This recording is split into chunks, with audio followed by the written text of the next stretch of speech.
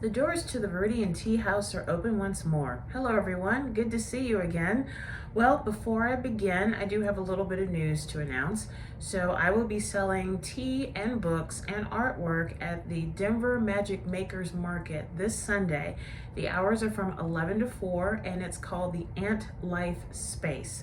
I'll have more details on the video, so if you are in the Denver area or you're just passing through and you're looking for something to do this coming Sunday, please stop by.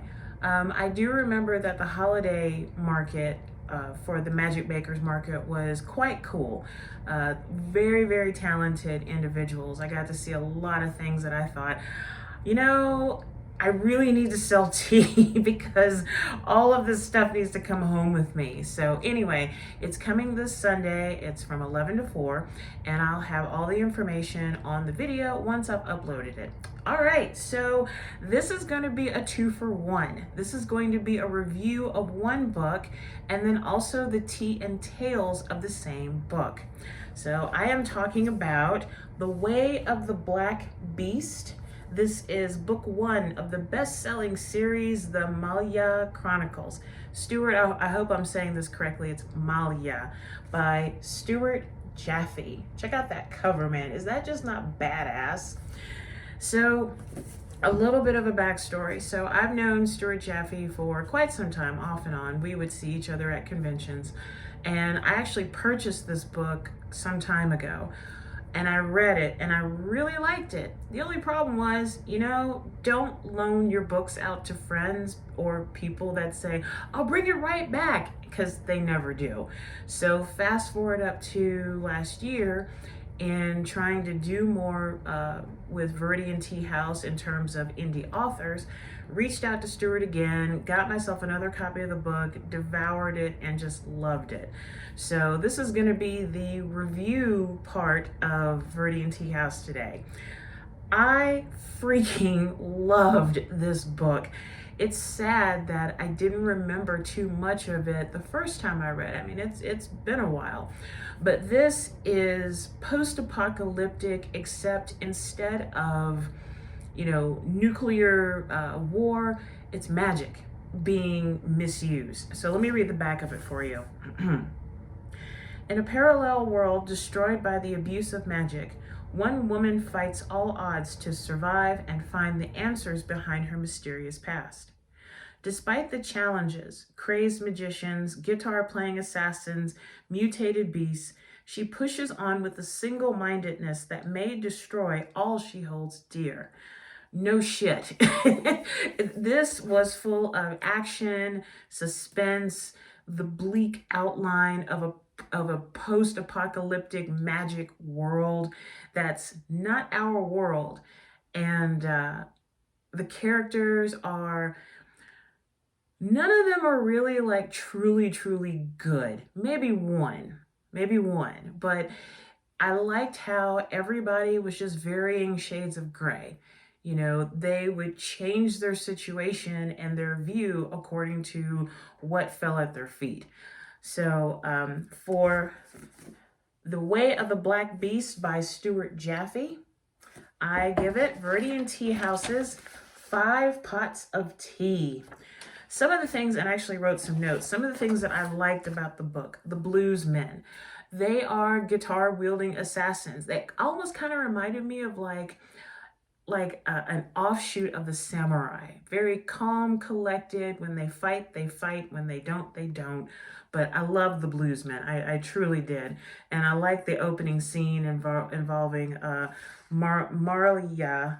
I just want to make sure I get that name right. Malja and the Bluesman. I love the standoff at the opening. That was just awesome. I also enjoyed reading about the Chi-Chun.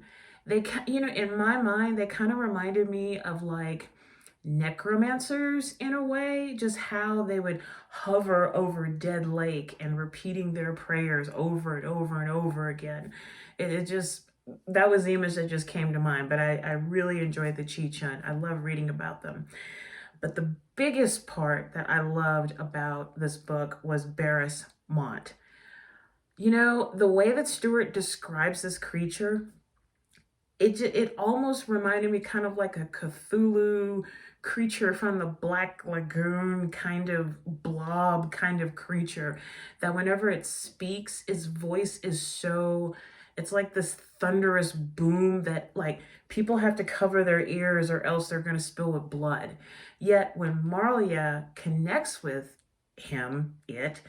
you find out the truth, and it is kind of sad. But again, this world is apocalyptic because of the abuse of magic, and Marlia is, she's hell bent on trying to get to her two fathers, who pretty much they raised her to be a magician or to infuse magic into her life, and kind of broke her in a way. They also trained her how to kill.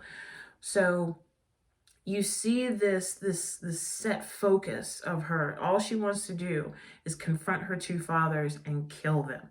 But they've got a couple of secrets up their sleeve regarding her and her background. And it just makes for an incredible read. It was a fast-paced read. Oh, I also love Fabry too. I love that character. He was really cool. So again, I give this 5 pots of tea. And Stuart, just take my money. I swear to God, just take my money. I will be ordering the other books in the series very, very soon. But thank you so much. Thank you. So now we're going to get to the second part of this video, which is the tea and tales. I'm going to be actually reading the first part to you. So go ahead and get some tea or some water or hot chocolate. I'll wait.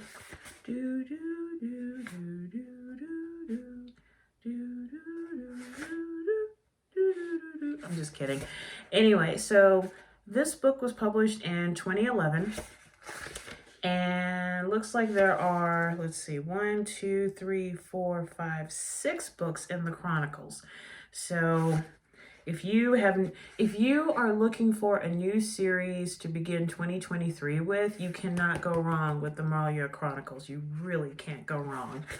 All right, so without further ado, I read to you Chapter 1 of The Way of the Black Beast by Stuart Jaffe. Chapter 1. Malja had followed the killer for hours. She hid amongst the shadows of the forest pines and birches, careful not to alert him with any sound. Though he acted as if out for a stroll, all her instincts told her a confrontation neared. He stepped into an open clearing, the broken macadam of a 4-lane highway long dead cut through, only to disappear in an overgrowth of weeds and vines. Insects meandered in the tall grass. A rusting signpost, No Flyer Landing, held a lonely vigil in the center. The killer stopped near the sign and raised his face to the clouds. The hot Christa Prime, I hope I said that right, Christa Prime season neared its end, but the sun still cooked the ground. "Don't you think it's about time we talk?" he said. His dark skin obscured the brown eyes underneath his little round hat. He wore a strange suit, all black, trim cut, black shirt, gold buttons, and carried a beaten guitar on his back. Unusual clothes, but not unheard of, not like Malja's long coat and black assault suit. "Or do you plan on following me forever?" Malja cursed and stepped away from the trees. She stopped at the clearing's edge, reached behind, and pulled Viper from its custom-made sheath. The large sickle-shaped weapon, with both its inner and outer crescents sharpened, was unique among the world's fine straight edges. "Weapons already?" the killer/guitarist said. "No talk?" "We'll talk." She scanned the trees, searching for an ambush. Light and shadow sprinkled the ground. He had picked this spot for a reason. "You killed 2 people before I could talk with them. Why?" "It's my job. Why else?" She saw movement off to the right, just a bird. The guitarist grinned as he pulled a sleek, balanced sword from the neck of his guitar. Sunlight glinted off its clean blade. "You want to kill me for those I killed?" I want to know who hired you. He chuckled. I can't tell you that. The two people you murdered had information for me. Imagine so. I was told to kill them before they could speak with you. So it hadn't been a coincidence. Her body slipped from cautiousness to warrior with nothing more than a shift of her foot.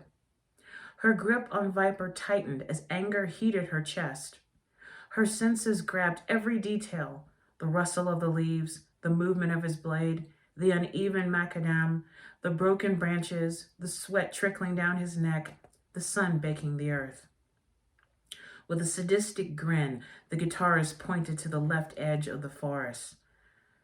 Come out, boy, he said, his voice losing all his playful tone. Malja's anger boiled hotter. A lanky 12-year-old took 3 furtive steps into the clearing. He had scraggly blonde hair and misfit clothes. Tommy. Malja had told him to stay at their camp. Doesn't look much like you, the guitarist said. Now she saw why he had picked this place. He knew the boy had followed them, and he thought she was his mother. He had traveled such an odd circuitous. I swear, I really can't read. Route in order to force Tommy's position. Too far away from Malja's protection. She glanced at Tommy. Despite the hot sun, he was shivering. She studied the guitarist, searching for the flicker of motion that gave an enemy away. A twitch of the shoulder, a change in attention, a lowering of the body. When she saw it, she knew he was about to attack the boy. Like 2 wolves smelling the same meal, Malja and the guitarist broke into sprints to reach Tommy. Her straight black hair, braided to the middle of her back, slapped left and right. The thick heat made the run brutal. Malja's legs pumped hard only to travel a short way. Everything in her felt slow and labored while the guitarist appeared to glide through the grass. Tommy stood his ground. He thinks I'll get to him first, but he's wrong. Breathing in dust and heat, Malja found enough air to yell once, Tommy! Her urgency cut through his confidence. Recognizing his miscalculation, he dashed towards her. Too late. He only managed a few steps. The guitarist grabbed his arm, yanked him close, and put the sword against his neck. Tommy grunted and kicked, but the guitarist had a firm grip. Malja rushed up and snapped into a fighting stance. Tommy saw this and became still, quiet and cold. To Malja's surprise, his eyes dropped to the lightning arc tattoo on his forearm. No, don't do that. I'd love to kill you, the guitarist said, dripping sweat. Let the boy go and you can give it a try. Not my orders, sadly, and I must follow my orders. Honest regret flashed across the man's face. Of course, if you really are who you say, the Malja, well, maybe I ought to bend the rules a little. Don't, Tommy, I can handle this. The guitarist readjusted his hold on Tommy, breaking the boy's concentration for a moment. A chilling sparkle lit in the guitarist's eye. You know, if you really are her, then I know how to get you what you're after. Or should I say, whom you're after? No matter how much she wished otherwise, Malja's shock raced through her like a feverish disease. You lie, she finally managed. The guitarist shook his head with patronizing mirth. You're looking to find 2 magicians, brothers, go by the name of Jarek and Caleb. Oh my God, Stuart, they were assholes. Oh my God, but you wrote them so well. Thank you for that. Malja's chest constricted. Anybody who knows even a little about me knows I'm going to kill those bastards. They really were bastards. Not a very nice thing to call your fathers. I can think of a lot worse to call them. They ripped me from my mother's arms, taught me only to fight, and then tossed me away because I didn't turn out like they wanted. Left me in the woods to die. I was 10. Tommy would be ready any time now. If he succeeded, she would have no choice but to strike. Now tell me what you know, or die. An empty threat while I have a boy. Never made an empty threat in my life. With amusement, the guitarist weighed her words. Perhaps I've said too much. Let's end this in the best way possible. We each go off on our own. You can go back to your camp and I'll go a different direction. I'll send the boy when I'm safe. Then you, a ball of crackling energy, appeared before the guitarist. No, not yet, she thought, as the guitarist stared, befuddled by its sudden formation. Angry understanding gradually creased his forehead. He looked at Tommy. Before he could slash the boy's neck, the entire electric ball blasted into the guitarist. Violent shaking sent him a few steps backwards, throwing Tommy aside. Malja wanted to rush to Tommy. His body shook as well, but she could do nothing for him. The guitarist, however, with him, she could do plenty. She struck fast like another ball of electricity, cutting upward from the knee, out across the forearm, and back through the neck. 3 distinct cuts in one fluid maneuver as she stepped forward. She finished a pace beyond the guitarist and listened like an animal expecting another attack. Only when she heard his body slush to the ground in several pieces could she relax. With careful, controlled motions, she removed a stained cloth from her pocket and wiped Viper. Her pulse calmed as she cleaned. When she finished with the cloth, she pulled out an apple. I love the fact that Malja is this badass warrior and she loves apples. Love it. Malja loved apples. She had grown up eating them, and for her, they were the perfect food. Her blade was perfect too. It needed to be sharpened and oiled, but it did the job, slicing more people than she dared to think about. Easier to think about apples. Each bite calmed her, brought her back from the animal she had just been. She tossed the core aside, spun Viper, and settled the blade in its special sheath. She walked over to Tommy, who sat in the grass, playing with a rock. You okay? She asked. Tommy squinted against the sun, tapped his chest twice, and brought his hand to his forehead, a military salute.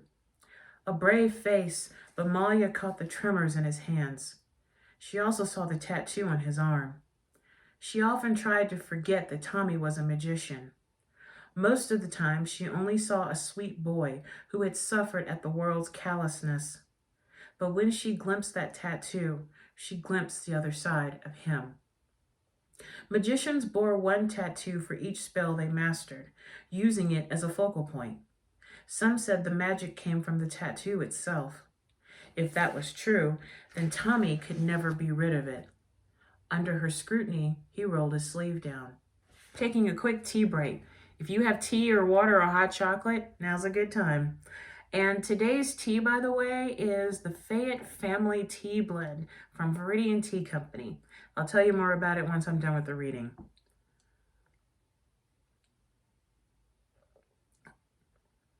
Oh, c'est bon. C'est très bon. That is really good. All right. You guys ready for some more? I know I am. Don't do that again, she said. If he had realized you were conjuring, he would have killed you. He almost did. Flashing a cute smile, Tommy pointed at Malja. You can't know I'll win. I make mistakes. Tommy popped to his feet and skipped toward the body. Even after caring for the boy over several months, Malja found some of his behaviors disturbing. Maybe because of his abusive past, maybe because of his magician blood, maybe because he needed her protection. Whatever the reason, he seemed to find comfort in her violence. As she approached the dead guitarist, Tommy motioned for her attention. He held up the old acoustic and pointed to the pickguard. The word blues man had been etched in with a graceful hand. It means nothing to me. And don't think you're forgiven. No more magic. Understand? Tommy saluted, but his body language said he doubted her. To hide her frustration, she inspected the body pieces. The first thing to strike her was the suit. This close up, she saw that it had been well made and well cared for. Looked almost new, if not for being slashed to pieces and soaked in blood. Nobody made clothes like this anymore. Long ago, centuries maybe, before the devastation, everybody wore such suits. The world thrived under the spells of success and civilization. Magicians provided unlimited energy, bountiful harvests, and all the raw power needed to fuel industry and technology. But some magicians grew too powerful. Absolute power corrupts absolute. They abused their magic, striving to dominate people instead of helping society, seeking the secrets that might turn them into gods. And the devastation leveled it all, casting the people into generations of scavengers and survivors. Yet another gift of the magicians. The guitarist might have found scraps of a suit in one of the many city ruins, but a well-tailored, crisp and clean one? That stretched reality too far. Yet, here he lay. The only answer she could think of was magic. But magic supposedly only worked in the natural realms. A magician could conjure a cotton plant or a herd of woolly torsels to steer, but someone would have to turn it all into cloth and tailor the suit. Then again, Jarek and Caleb had conjured her assault suit, and without a doubt, it was magic. She had worn it from her earliest memory. It grew with her, always conforming to her changing body. It stayed cool in the heat of Christa Prime and warm in the icy rains of Corsta Prime. It allowed her to move free and smooth. "Look at this," she said, spreading open the bluesman's coat. Tucked in his waistband, Malja found a small handgun, a relic from before the devastation. Finding ammunition would be challenging, but in the right hands, a well-placed shot could end a fight very fast. The gun had a clean barrel and a wooden body with a minor crack down the side, and no trigger. That's why he didn't use it. Malja considered pocketing the find. However, experience told her the weapon would never work well again. She'd be better off having one made from scratch, except no one did that. The magicians had made them. Like so many other secrets, the devastation took that art as well. "This man," she said, "was an assassin with a suit that could only have been conjured, and the only magicians I know who can do that are Jarek and Caleb. So they hire him, kill off my way of finding them, but don't kill me? Maybe they have some feelings for me after all." Tommy grunted and shook his head. "No, because they don't need to hire an assassin. So who would hire this man?" Tommy pulled his hand from the bluesman's inside pocket. He held up a gold coin for Malja to see. On either side, the same name had been engraved, Nolan. Malja let out a disappointed sigh. "Wonderful." And that is the end of chapter 1 of The Way of the Black Beast by Stuart Jaffe. You can find this book on Amazon, so go buy it today and find out what happens to Malja, Tommy, the bluesman, Jarek and Caleb, and everybody else in this post-apocalyptic magic world. You know, and one more thing too that I remember after I finished reading this book, it reminded me of like a spaghetti western, not a regular western, but like one of those Clint Eastwood, The Man with No Name. He only said like 10 words in the entire film. It has the feel of a spaghetti western. And then it also has the feel of a Japanese samurai film as well. But regardless, if you like an excellent, well-written book that is adventurous, full of magic, mystery, lots of blood, lots of killing, lots of horrific magic and creatures, The Way of the Black Beast by Stuart Jaffe, you cannot go wrong with this book. Thanks again, Stuart. I'm looking forward to get book number 2. So in getting to the tea part of the Tea and Tales, like I said, this is The Fayette Family blend from Viridian Tea Company, my tea company, and the ingredients are purple tumoy tea, which if you happen to look at my video, I think it was a couple of videos ago, when I took the class regarding purple tea and I shared some knowledge with you, purple tumoy tea is amazing. Saffron, lemongrass, damiana, and rose. Now, here's the thing about damiana. Damiana is an herb, and it was rumored to have been used as an aphrodisiac, but it does relax you. It truly does. So this blend was inspired by my dark fantasy novel, Open A. If you've never read it before, it is about a violinist from Memphis who is very much in touch with his dark side. And there's backstabbing, dark magic, wondering what certain characters are, which, by the way, I have this little side ongoing contest. Whenever somebody reads Open A, I ask them one question. I'm like, when you finish the book, answer this for me. What is Uncle Julian? To date, one person has gotten it right. One. I do have one last copy of Open A on my Etsy store, but you can also get a copy of it through Amazon. The tea, Fayette Family, is available on my Etsy store, and I will post the link to my Etsy store on this video once I'm done recording. But yes, I was trying to figure out what would be a really kind of a good tea to go with Black Beast, and I thought, well, Fayette Family's pretty good. Yeah, why not? So speaking of which, my throat is parched.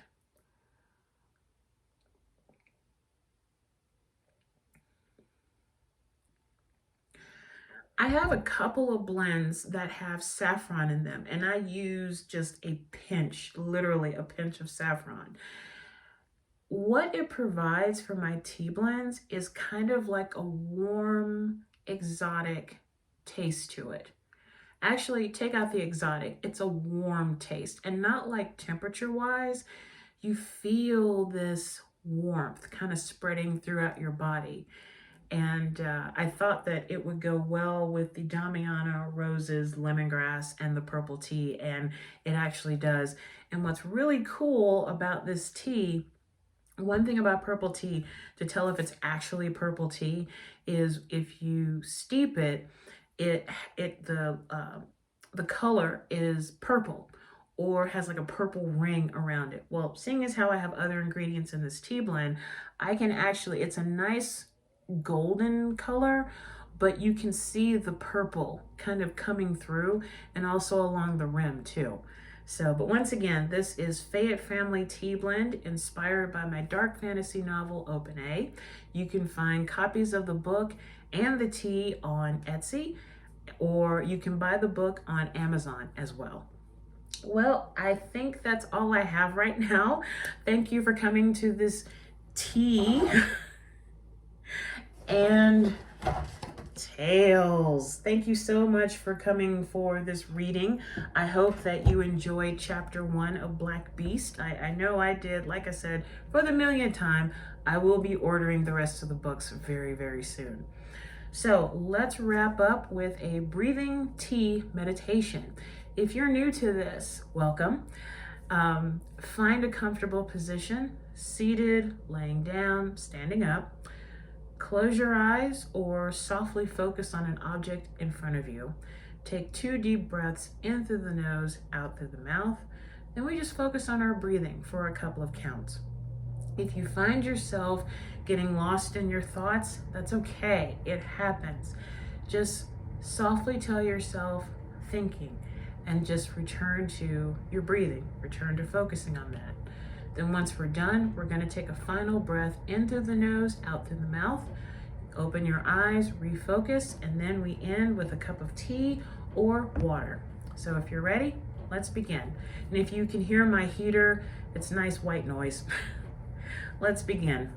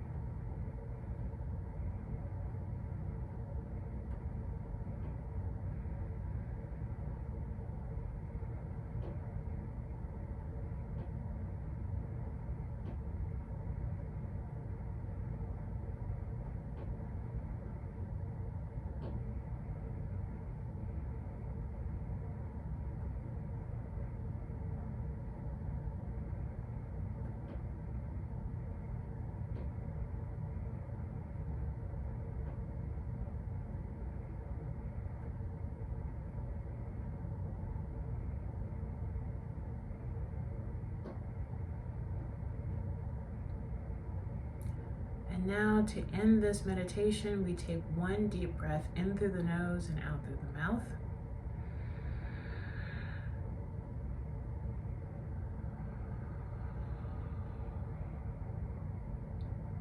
Slowly open your eyes or allow your eyes to come into focus and enjoy a lovely sip of tea or water.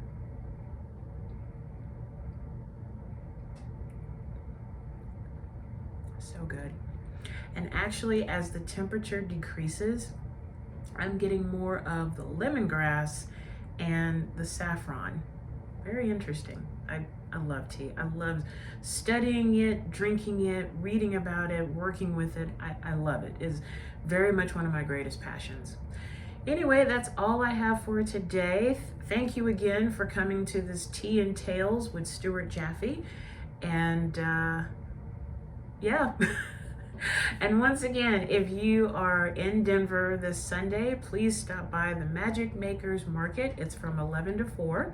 Should be a rip-roaring good time. So until then, take care of yourself and each other.